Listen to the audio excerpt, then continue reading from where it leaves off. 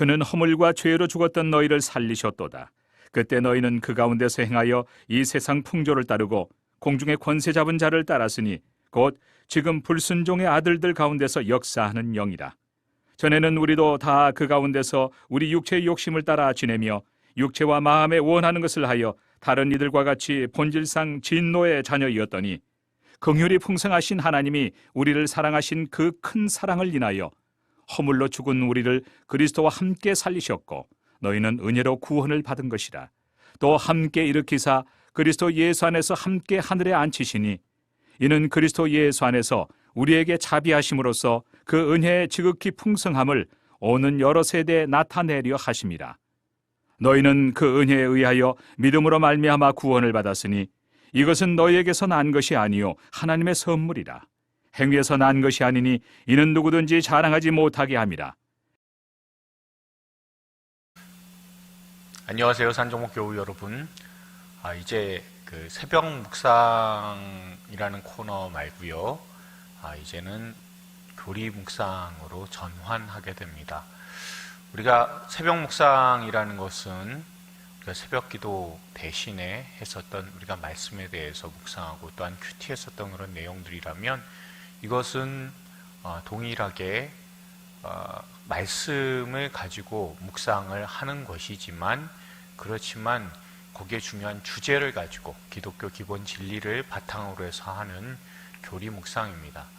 우리가 이것을 통해서 더욱더 믿음이 또한 우리가 갖고 있는 신앙이 더욱더 구체화되고 더욱더 분명해지고 또한 우리가 알고 있는 것에 더욱더 풍성하고 확실한 하나님의 선하신 은혜가 드러날 수 있기를 바랍니다. 우리가 하게 되는 것은 튤립이라고 우리가 그 말씀을 드렸습니다. 이 튤립이라는 것을 하나하나 따져보시면 우리가 칼빈의 5대주의 강령 혹은 칼빈의 5대주의 교리라고 합니다. 거기에 앞글자들을 따서 튤립이라고 해서 우리가 하게 되는데 우리가 이것을 묵상하는 이유가 하나 있습니다. 왜냐하면 앞으로 우리가 기독교의 기본 진리에 대해서 깊이 묵상하고 또한 우리가 배울 만한 그런 시간이 없기 때문에 그렇습니다. 우리가 새벽에 이런 시간을 통해서 아니면 여러분들이 편하신 시간에 이 말씀을 보심으로 한번 깊이 생각해 보시고 우리가 생각하는 교리, 생각하는 기독교 진리를 우리가 그런 습관들을 좀 들여나갈 수 있으면 좋겠습니다. 그래서 제가 원하는 것은요, 이것을 통해서 우리가 믿는 바가 더욱더 단단해지고 분명해질 수 있고 또한 풍성해질 수 있기를, 흔들리지 않기를 소망하는 가운데서 이 코너를 마련하게 되었습니다. 튤립이라고 하면 처음 들으시는 분들도 계시겠지만 어서 많이 들어봤다라고 생각하시는 분들도 있으실 거예요. 자, 이것은 종교개혁하고 관련이 있습니다. 종교개혁이 일어난 해는 1577년입니다. 당시 로마 카톨릭에 대항해서 비텐베르그 성문에 루터가 95개조 반박문을 내걸므로써 시작이 된 것이 종교개혁입니다. 그리고 유럽의 들불처럼 무섭게 번져나갔습니다. 그리고 나서 종교개혁 2세대라고 할 수 있는 칼빈, 깔뱅이라고도 합니다. 그 기독교 강요에 의해 개혁교회의 교리가 이제 정립이 되었습니다. 개혁교회의 그 핵심 교리는 오직 믿음, 오직 말씀, 오직 은혜입니다. 그런데 이 칼빈주의에 대해서 반기를 든 사람들이 있었는데 그 사람이 바로 알미니우스라고 하는 사람입니다. 알미니우스라고 하는 사람의 주장이 있습니다. 그게 뭐냐면 예수님께서 십자가를 지셨는데 세상의 모든 사람들, 그러니까 구원받지 않을 사람들을 위해서도 십자가를 지셨고요. 그 중에 구원이 취소가 될 수 있어요. 잘 생각하셔야 됩니다. 예수님께서 모든 사람들을 위해서 십자가를 지셨습니다. 근데 그 중에서는 자기 자신이 잘못된 행동, 죄를 지음으로 말미암아, 허물로 말미암아, 그래서 결국에는 구원이 취소되는 사람이 생겨났다는 겁니다. 여기서 잘 보십시오. 책임이 누구한테 있습니까? 사람한테 있습니다. 다시 말하면 구원도 사람에게 달려있다는 겁니다. 그러니까 주장하는 것이 뭐냐면 믿음이란 얼마든지 변할 수 있다, 변질될 수 있다라고 주장을 하게 됐습니다. 이 알미니우스를 추종하던 사람들이요, 1616년에 1610년에 그들의 신조를 5대 조항으로 해서 네덜란드 국회에 제출하게 됩니다. 그리고 이에 대해서 칼빈주의 측에서는 1618년부터 1619년까지 도르트 종교회의를 열게 되고요. 거기서 알미니우스의 5대 조항에 반론을 제기하면서 세운 것이 칼빈주의 5대 강령 혹은 칼빈주의 5대 교리라고 불리는 튤립입니다. 다시 한번 말씀을 드리면 칼빈이 5대 강령, 5대 교리를 주장하지 않았습니다. 단 알미니우스 쪽에서 그쪽에서 반론을, 칼빈주의에 대해서 반론을 제기하자, 5개 조항으로 반박을 하자, 그러자 회의를 거치고 또한 칼빈의 5대 교리들을 다듬어서 5대 교리로 강령으로 만들어서 대항한 것이 튤립이다라는 것 여러분 기억하시면 됩니다. 튤립의 내용은 각각의 머리글자를 따서 5문장에 각각의 머리글자를 따서 만든 합성어입니다. 그 의미와 뜻은 다음과 같습니다. 제가 영어는 그렇게 잘 하지 못해요. 그러니까 자막으로 띄워드릴 테니까 여러분들 그걸 보십시오. 그러니까 튤립은 TULIP로 되어 있잖아요. T는요 무엇을 의미하냐면 Total Depravity and Inability라고 해서요 사람이 전적으로 타락하고 또한 전적으로 무능력하다라는 의미입니다.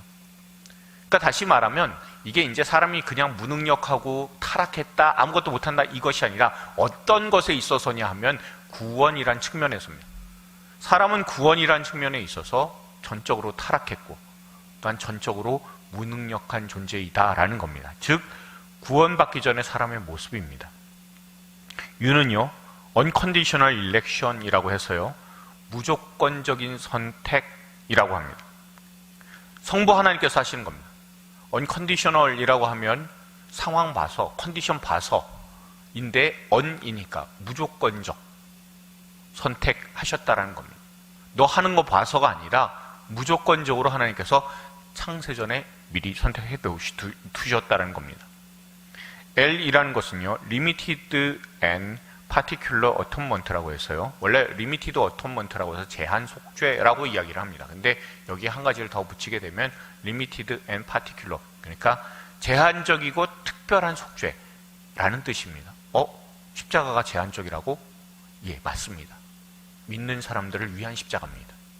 그것을 여러분들 꼭 기억하십시오. 믿는 사람들이 아닌 사람들을 위해서 예수님이 십자가를 지셨다면 그것은 예수님께서 그냥 고생하신 것이 됩니다. 그러나 믿는 사람들만을 위한 속죄의 십자가를 지신 분이 예수님이시다는 것을 잊지 마십시오.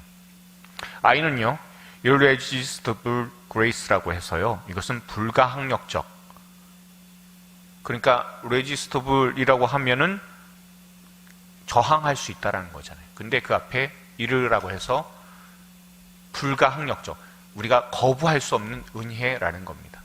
다시 말하면 이 은혜는 하나님께서 우리에게 적용시켜 주셔서 우리의 구원이 취소되지 않는, 우리가 아무리 거절한다 할지라도 구원받기로 택함받은 그런 백성들은 하나님께서 반드시 구원하시고 그것을 적용해 나가신다는 성령 하나님의 그 놀라운 사역입니다. 그리고 P는요 전에도 제가 한번 설교 때 말씀드린 것처럼 Perseverance of the Saint라고 해서요 그래서 성도의 견고한 인내라고 해서 구원받은 후의 사람의 모습입니다. 다시 말하면 이 튤립의 그 내용들을 잘 보시면요 구원받기 전에 참 비참했는데 삼위일체 하나님의 놀라운 사역으로 말미암아 구원받은 사람이 되었다라는 겁니다. 소망 있는 사람들이 되었다는 겁니다. 그것이 이 튤립 안에 들어가 있습니다. 내용은 조금 더 자세하게 말씀드리면 이렇습니다. 죄인을 구원하시는 하나님의 놀라운 행위와 은총이 담겨져 있고요.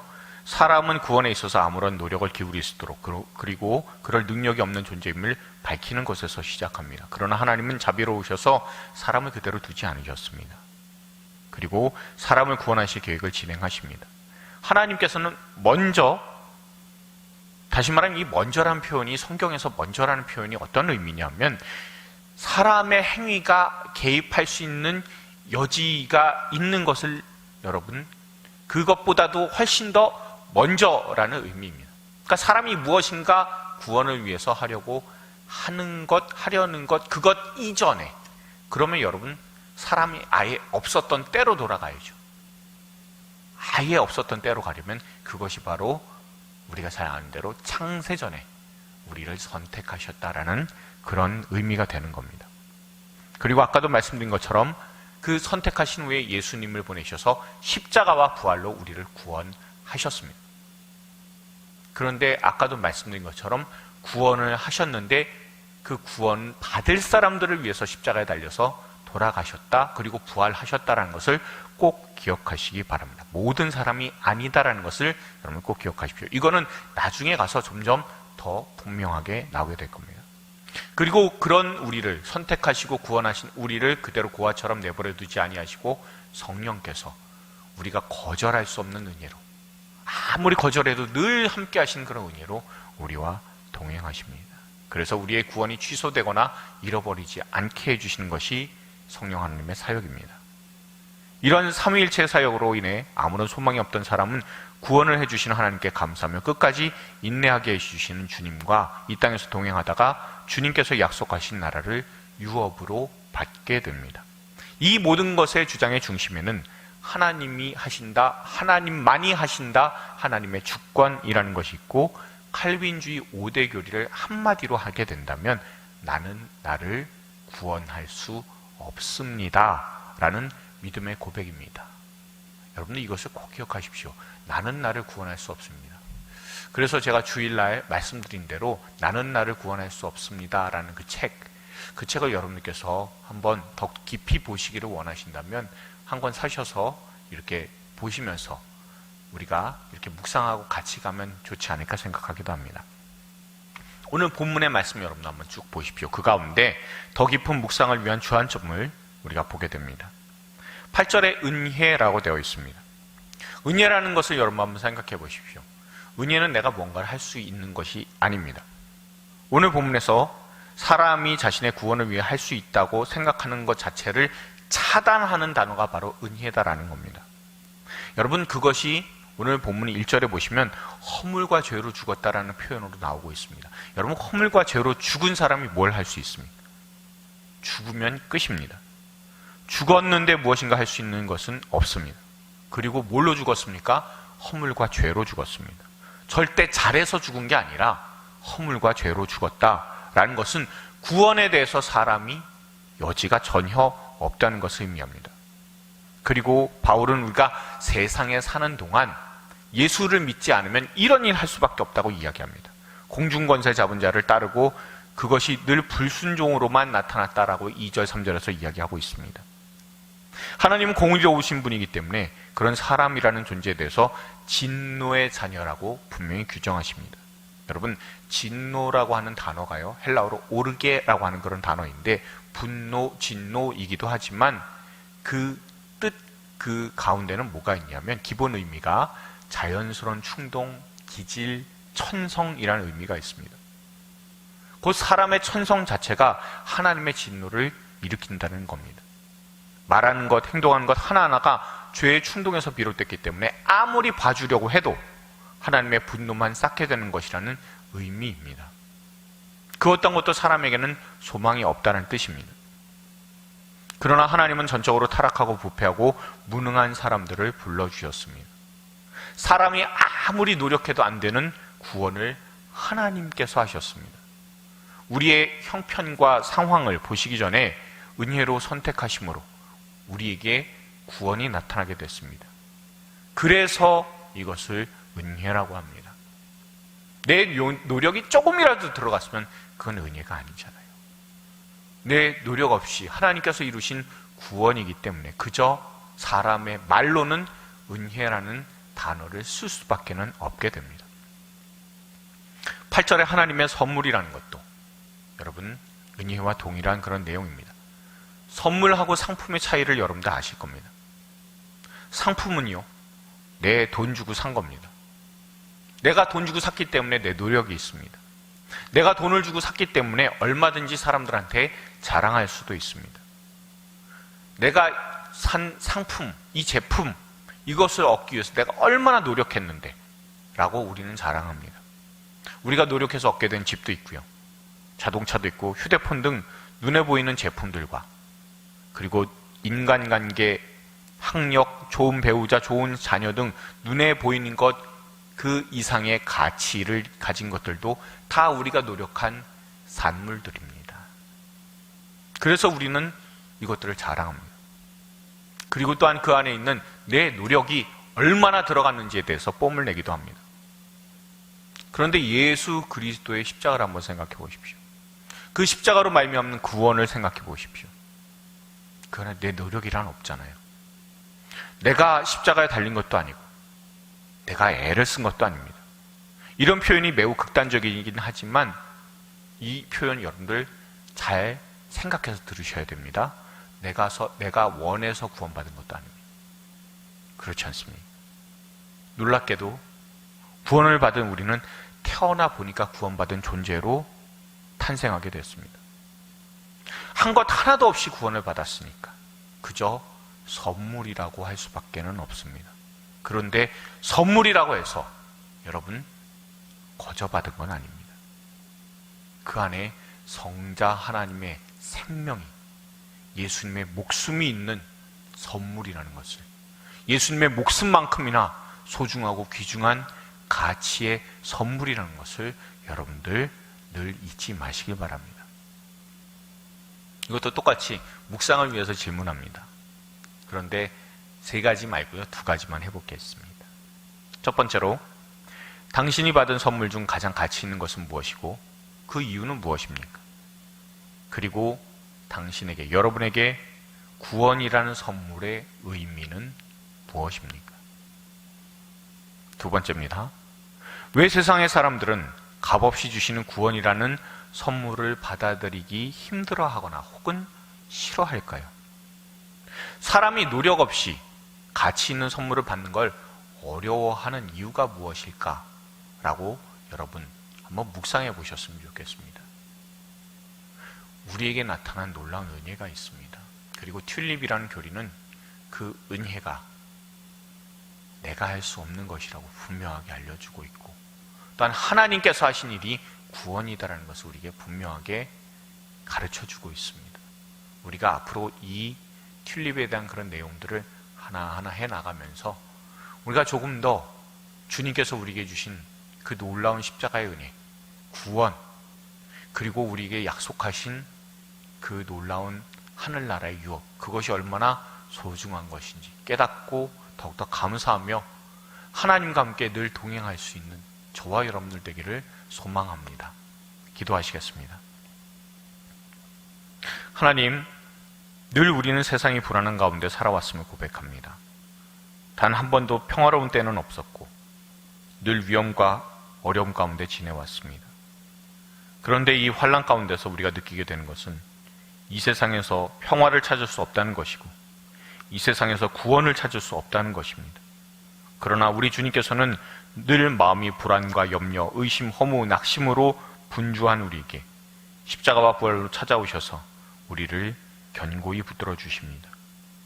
그리고 우리에게 은혜의 선물이 있음을 분명히 알려주십니다.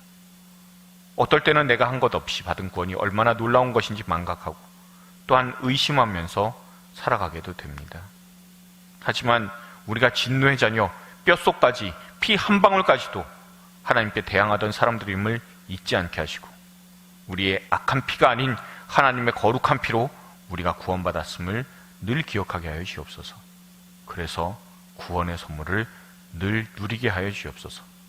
십자가의 은혜로 생명을 선물하신 예수님의 이름으로 기도드렸습니다. 아멘.